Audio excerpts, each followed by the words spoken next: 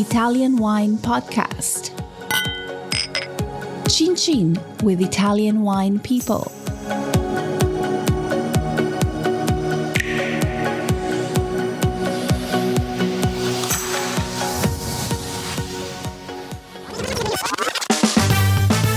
Before the show, here's the shout out to our new sponsor, Ferro Wine. Ferro Wine has been the largest wine shop in Italy since 1920. They have generously supplied us with our new t-shirt. Would you like one? Just donate €50 and it's all yours. Plus, we'll throw in our new book, Jumbo Shrimp Guide to International Grape Varieties in Italy. For more info, go to italianwinepodcast.com and click donate. Or check out Italian Wine Podcast on Instagram. Welcome to the Italian Wine Podcast. This is the Voices series with me, Rebecca Lawrence. This week, I'm joined by Italian wine specialist, John Camacho Vidal. Welcome to the podcast, John. Thank you. Great to be here. Really excited. I like to start most of these conversations by asking my guest to introduce themselves to our listeners. So maybe you could tell us a little bit about who you are and what you're currently working on. Well, as you said, my name is John Camacho. I'm originally from Colombia, South America. I grew up in New York City. I got into wine through a small shop called Italian Wine Merchants at Union Square, where I ran every gamut of the operation, from delivering wine to a portfolio manager to tasting events. Really was able to be privy to Italian wine like a lot of people were not. So I basically love tasting wine. I love talking about wine, and Italian wine is just so much of a gamut of different things and different regions and styles and different grapes that it's become something of a perpetual journey for me that I hope to continue doing. Right now, I'm working for DMP Selezioni. I'm kind of a wine ambassador or brand ambassador for some very well-known producers in Italy, as well as some up-and-running shining stars, small producers, artisanal producers, which will be taking that next generation, the next leap. So I'm very proud to be able to be their voice, to be an extension of the winery in the States when they cannot travel or represent themselves. I'm there for them. So you are the perfect candidate for the podcast because you truly have been immersed in Italian wine, kind of from what I can tell, for your entire career, obviously having started off at this place in Union Square. Was it always your plan to be immersed in the wine world, in the Italian wine world, or did you stumble into it? Did you actually have other plans? It's actually quite interesting because I used to be in finance. I was a financial consultant, and during the whole tobacco and the craziness that went through, that we all know what happened, a friend of mine said, hey, this is a company that has an investment fund, and the investment fund is based on Italian wine. You should give them a call. And to make a long story short, I got the job, and I was supposed to sell this fund to clients. And the owner, this is at Italian Wine Merchants at Union Square, Sergio Esposito called me into his office once, and he asked me a few questions. I guess he just wanted to know if I knew wine. I thought I knew wine, but he made me feel so inferior. The questions that he asked me, I'm like, oh my God, I'm never going to be in this position ever again. I want to know everything about this. And it just became a love from there on. I never actually sold the fund. I just got straight into volunteering for events, pouring whenever I could pour wine, whenever there was an opportunity to taste wine, whenever a producer was visiting or an importer or sales rep, I was always there. So I kind of just stumbled into it. Fortunately, it was Italian. Some people actually tell me, why don't you work with the Andean community since you're Colombian, wines from South America? But to be honest with you, the palate that I've developed for Italian wine is something that I hope to continue developing. As I mentioned, I think that it's a perpetual journey for all of us who are in wine. And Italian wine specifically just gives you a plethora of textures, aromas, flavors. This is just so much that I have no time to dwell anywhere else. I know that feeling so well. It just sucks you in with all the variety and styles. And once you get started, there is no way out. So you don't only work for DMP Selezioni, you also have a bit of a side hustle. And I was hoping you could tell our listeners a little bit more about the work you're doing with Wine Stories. What I truly enjoy about wine, other than the obvious, the tasting and enjoying wine itself, I truly find a passion for sharing these experiences with other people. While I was at Italian Wine Merchants, where I shined was actually telling the story. For me, I think it's very important for especially new wine drinkers, new Italian wine drinkers, to connect the dots. So what I like to do is if you're not a wine drinker, I'm going to turn you into a wine drinker. And once you're a wine drinker, I'm going to turn you into an Italian wine drinker. And by telling the story and sharing the producer's philosophy, producing the wine that they have so much love and dedication that they put into this, I want to share those stories. So I'm a storyteller, basically. I'm a wine storyteller.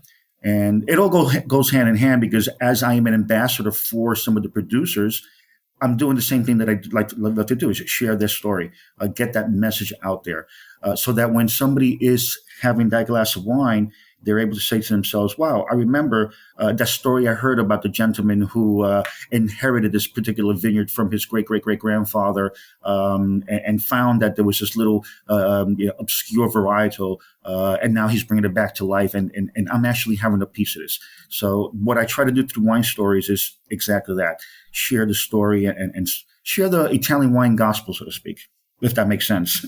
I think it totally makes sense. I think particularly, like you say, for new wine drinkers and new Italian wine drinkers, the world of wine can seem so large, so confusing, so baffling. People don't know where to start.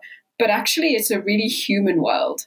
And being able to tell those stories really helps, I think, make connections between people and the wine.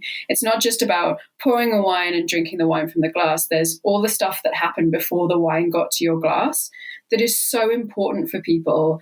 And I think once you start making those connections and telling those stories, your relationship with wine can just change. And that's when you truly become a wine drinker. I agree. It's when it finally clicks. I always, one of the things that I tell people when I'm tasting with them is, ask yourself the question, wow, why do I like this? What is that particular little aroma?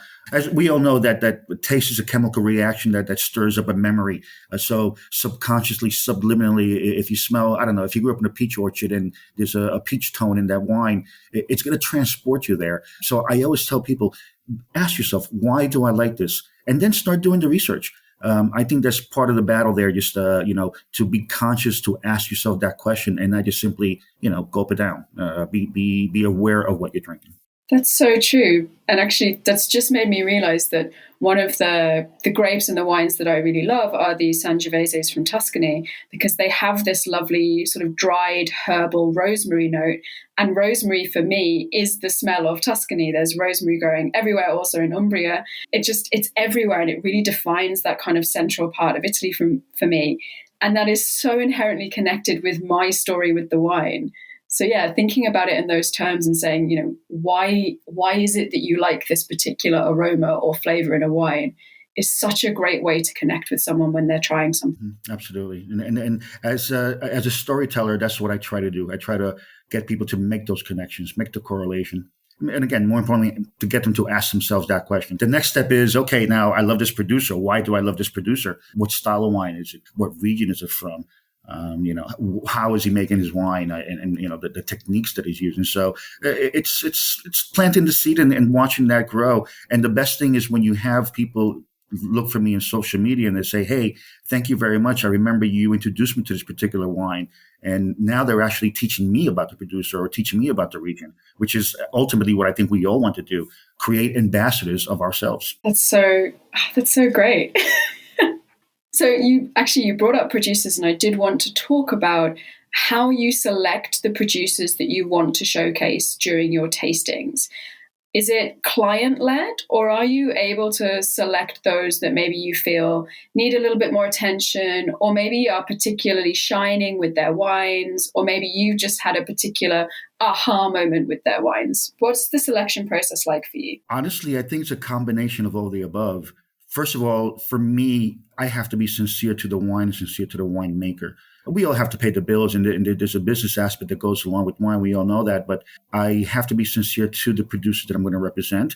I have to enjoy the wine myself so that I could portray that passion that they are, or rather the efforts that they're putting to give you this product in their bottle. If I don't like it, I'm doing them a disservice. So it's a combination of all those things. I have to like the wine. I have to see what the group of people I'm going to be tasting with, what their personalities are like. I always believe that what we drink reflects our personality. the same way that the personality of the wine producer is reflected in his wine style. So it's a combination of all of them there. It's what I recently drank and like, oh my God, this is just amazing. I just learned about this particular producer or this particular grape, and I get excited about it, and then I want to share that as well. And you're always going to have wine is so personal. I might have a producer or a style of wine that I drink, and half the room loves it, the other half not so much, type of thing. But the point is, they did their job. They moved you spiritually, or that transition of memory, as I mentioned earlier. I think the producer did his job. So it's a combination of everything. If you come to me and say, "Hey, I want to do a tasting with this type of theme or this type of producer," and I don't have any producers there, then I'm going to be doing you a disservice by just putting something together quickly. So again, I'm being redundant, but I think it's a combination of all those things. So given that, what is maybe a wine or a region that you're particularly enjoying right now? Because I know that you've been traveling around Italy. You've recently been in Verona and you've been doing a bit of a tour. So what's exciting you? Right now, I am completely enamored with Lambrusco. VIA, they shed a lot of light. And it's a region. Emilia is beautiful, and the food is amazing, as we all know. But I'm looking more and more at this natural wine that's being made in Emilia. There's a movement right now called Emilia Surly, which I actually hope to do an event or in conjunction with them in the States. So I have unofficially become an ambassador of Emilia. All the grapes that are in the region are just fabulous. So I'm drinking quite a bit of Lambrusco. Corletto is one of them. There's a particular producer that I just met that I just loved and just had just a wonderful connection, Dell'Aquila. They're doing ancestral method. They're again, I'm getting goosebumps just thinking about all the wines that I tasted with them. These are high altitude wines also. I also tasted some wines in Reggiano, which are more the flat side of it. And just the diversity. I think that we got caught up. I can only speak of the United States because that's where I am, but we got caught up with Lambrusco being this semi-sweet, fuzzy kind of, wine. But there's just so much more to it. And what the producers are doing right now is just so spectacular that I'm really excited to actually be their ambassador. Like I said, I've met some people from the people who put effort into Slow Wine, for example. I did a little bit of tour with the journalists from Slow Wine, and I was privy to tasting with them. Filippo Marchi, for example, Antonio Paverdi. These are individuals that are just a wealth of knowledge, and I was able to sit with them, and they were just guiding me through what to look for, what not to look for, but more importantly, again, the history of the producers themselves. These small artisanal guys who just simply they got it down, and it's not a science. It's a feeling that they have, and when that feeling comes through, the wine is just spectacular. So I'm sorry, I'm just rambling on because I get so excited of all the things that I've tasted with these individuals that are just spectacular, magnificent wines. I love it when people get excited about Lambrusco, because this is also one of the things that I've really discovered since I've been in Italy. I've been here about 2.5 years now. And I had exactly the same experience with the UK market that you have talked about with the US market, that no one's really talking about Lambrusco. It's a very meh wine, as you say. People don't really see what's going on in the region, like you say, with these smaller producers doing things with ancestral method, doing stuff with altitude. I think this is a wine and a region that is on the brink of having its moment. And I hope that that's going to be something that becomes an international moment, because I think it's been overlooked for so long. And fortunately, producers have been able to kind of just get on with it quietly whilst we've been overlooking it. And suddenly it's just ready for this big explosion of delicious Lambrusco bubbles. And then the varietals, for the first time, obviously for me, there's a bit of a language barrier. And I have a very good friend, Barbara De Rapiti. She works with Wine Link Italy, and she's Eno-Tourism, and she also writes for Slow Wine. So I'm lucky enough to have a translator with me when I get lost. And they kept talking about Sperigola. I'm like, wait a minute. You're talking about the training system? What? Like, no, not Perigola, Sperigola. It's a grape varietal, and that's what we're going to taste right now. So the excitement started building even more and more because it's a varietal that I'd never heard of, I've never tasted, and here I am confusing the names, thinking it's something completely different. And when you get into the cantina and they notice that I was very excited because I had not. And it excites the producers themselves because now they're sharing their story. So, by the way, that's a great little varietal, Sperigola. Really beautiful wine, makes some really spectacular sparkling bubbles.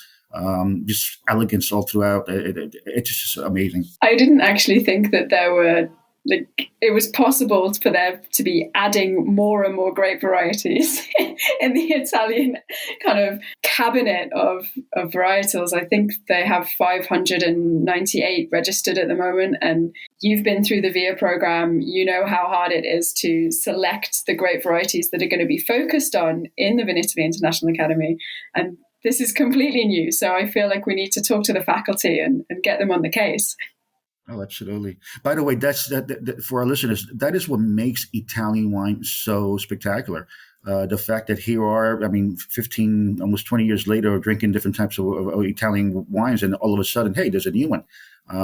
And they told me about other little grapes that basically, after the war, they ripped out all these vines to make mass-produced wines, and that one little vine survived, that little particular varietal that they're just making, their home wine with, and then they discovered it. And when these producers get excited, that's when the magic really starts happening. I truly love that there's still this uncovering of older vines, this discovery of things going on in the vineyards here, and I know it's also happening elsewhere in the world, but there is such an excitement about it with the young generation of winemakers in Italy discovering varietals that they can work with so well because they've just been in the terroir this entire time. It's just incredibly exciting and helps, I think, drive people into Italian wine and continue their journey, like you say, because there's always something new. Absolutely. Yesterday I had a dinner here in Umbria, and I met 4 or 5 producers. These are natural wine guys. By the way, when I talk about natural wine, I think we have this misconception that they have to be funky, unclear, and just out there. But these are elegant wines. They're consistent, bottle to bottle. But what really moved me was the fact that every producer that I tasted was half my age. These guys were all in their late 20s, mid 30s, and we don't have to think about the little old guy in the vineyard, with all respect to them, making the wine. No, the innovation and they're passing the baton to these kids. I call them kids because they're so much younger than me, but they're passing the baton, so to speak, and they're running with it, and they're running for the finish line. So we have to, as ambassadors, encourage them. We have, as an ambassador, I want the world to say, hey, this is a young winemaker who's just a magician in the cellar, and he has that same passion that we associate with, some of the old timers that we read about in all these articles and all these magazines. So going back to this role of being an ambassador, which is very much what you do, I wanted to talk a little bit about your work with D&P Selezioni, because you have this great ability with them not only to represent, like you say, the larger companies, but they're also working with much smaller producers. And that provides a great balance, I think, for you in your wine presentation of having both sides of wine. I wondered if you could talk a little bit about what the feeling is in the market right now in the States about Italian wine, and particularly about maybe the smaller producers. Are you seeing them being disseminated into the market? Is reception good? Yes, I must say that it definitely is.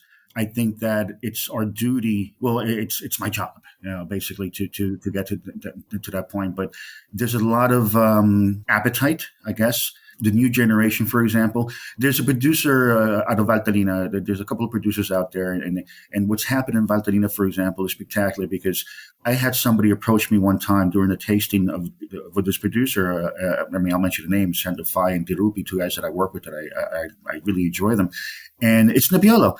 And they were saying, this is not my grandfather's wine. I remember having to with my grandfather, my dad, where they spend hundreds of dollars and wait 20 years to enjoy the wine. But this is a wine that I could afford as a young professional. I could enjoy it now. And at the same time, I could see the evolution that this wine is going to have. So you have more of that type of feeling coming through. And when you have the young producers that are the rising stars, as I like to call them, who have that commitment and have that same quality, you're connecting them. And I think that like I said, the philosophy of the wine producer comes through in his wine. So the new generation is accepting it, and they're looking for these types of wines that are going to be their moment. It's going to be their type of wine. We're always going to have our Barolos. We're always going to have our Barbarescos. We're always going to have our Super Tuscans, which are spectacular, and we always want to drink. But at the same time, part of this perpetual journey that we're on right now is finding that little gem, finding that little region like Valtellina, finding that producer like De Rupi or Sandafai that is just up and coming, that I'm going to enjoy now as a young professional and continue to enjoy into my retirement, so to speak. And not only find the wine, but evolve with that producer while my palate is evolving as well. So yes, I think that you are seeing quite of a nice reception of the young rising stars. Also, as I mentioned, some of the new techniques that are being used, some of the new varietals that are being found, and they're connecting. They're very smart individuals who have, I would say, one foot in tradition and then another foot, they know what's happening in the world. They're just not completely closing themselves out. I think that also ties back really nicely to you talking about the importance of story and narrative in presenting wines. Because one of the things I've seen, particularly with these small producers where there is such a great story and it's a new story that, like you say, will develop with drinkers as they start enjoying the wines and carry those wines through their lives. You're able to give them a story and experience that will shape their early enjoyment of wines and then, like you say, carry with them. I think this is a really great moment for being a storyteller in wine. Absolutely. I just wish that I had more time and I was able to share more time with the individuals because they're full of stories. And it's not just the story of what's going on in the vineyard. It's the story about how, they share with you, I came home and my teeth were purple from tasting and my wife started yelling at me because we had company coming over and it was a very important friend of hers. And as soon as I smiled, she looked at my teeth all weird because they were black and purple. Those little stories that you're able to, like, as a wine drinker, you're able to understand. It's like, oh, I've been there. My wife yelled at me too, or we had this opera wine, for example. There was a producer who had promised to take the wife to the opera because the first one they opened after the close down, and he was so caught up with doing what he does and what he loves that she had to actually go and get him So the little personal nuggets that we correlate with, that we have lived as well because we love wine so much. So it's not just a story of the cantina, what the climate conditions were, whether they pruned, didn't prune, when they picked them. That's the love part of it. But there's so much more that goes with the lifestyle, I would say.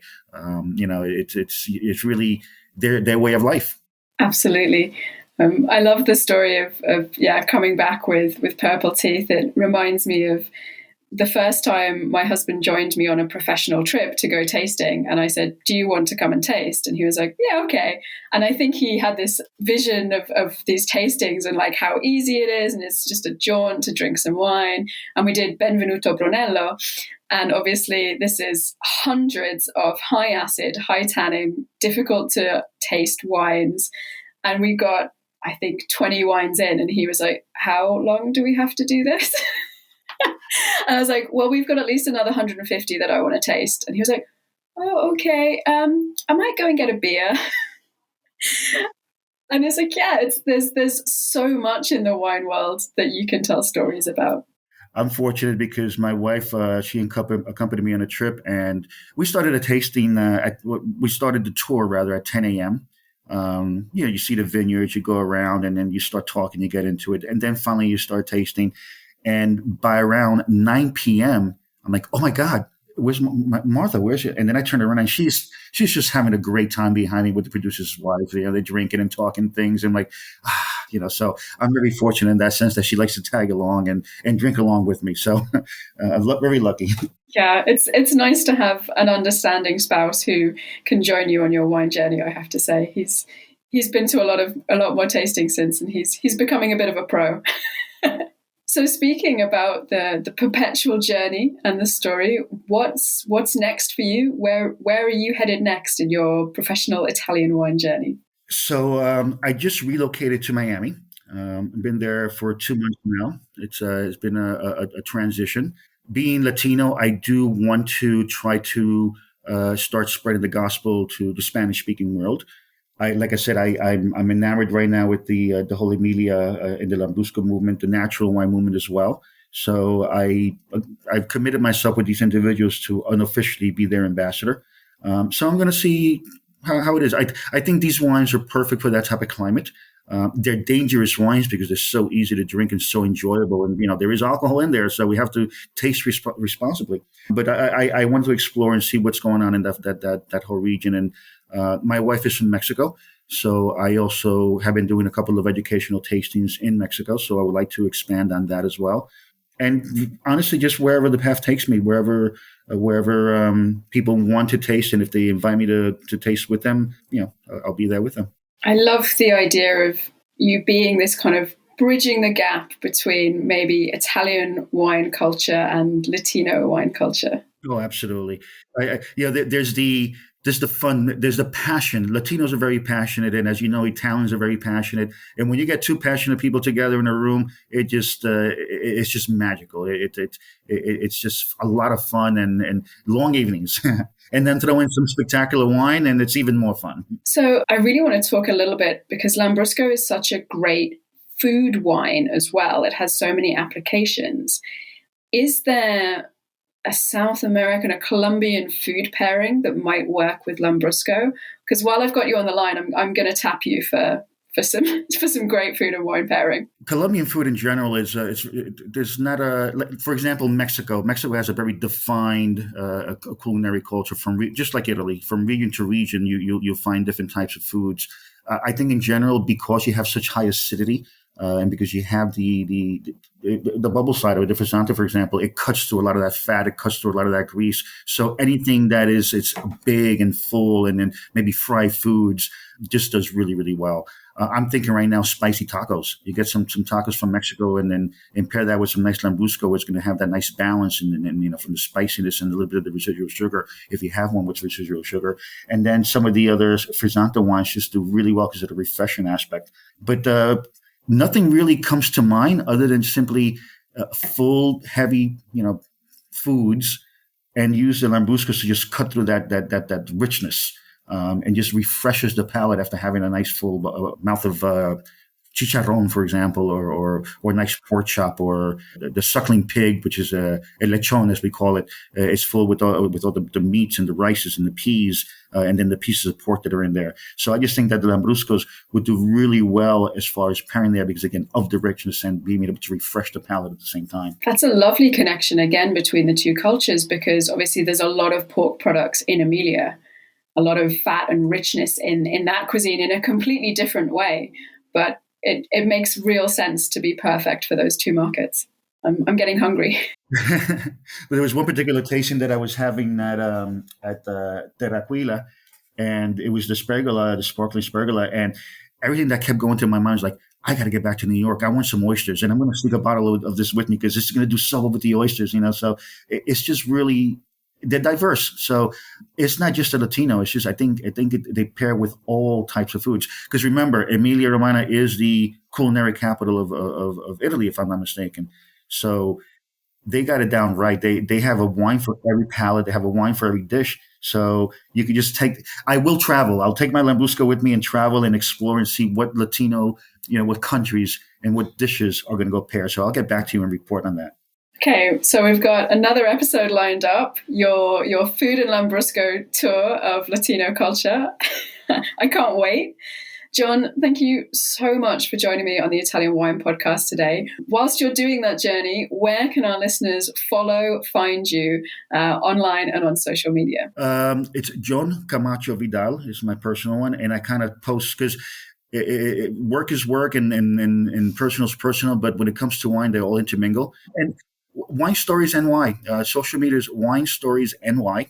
I'm pretty much, you'll see, I'm going to start when I get back home, putting together all the things that I took video and little pictures of, and start my story writing. And stay tuned for Wine Stories en Español. Once I hit the Latino market, I think I'm going to start doing a little bit of Spanish writing. So, but Wine Stories NY and John Camacho Vidal, those are the two Instagram followers that I have, and Facebook. Guys, go and check it out. Keep your eyes peeled if you're stateside for John's Lambrusco masterclasses that I can sense are coming. Thank you everyone for listening. Don't forget to follow us on social media, subscribe, and of course, donate on the website to make sure we can keep these great conversations flowing. Ciao, ciao. Listen to the Italian Wine Podcast wherever you get your podcasts. We're on SoundCloud, Apple Podcasts, Spotify, Himalaya FM, and more. Don't forget to subscribe and rate the show. If you enjoy listening, please consider donating through ItalianWinePodcast.com. Any amount helps cover equipment, production, and publication costs. Until next time, Cin Cin.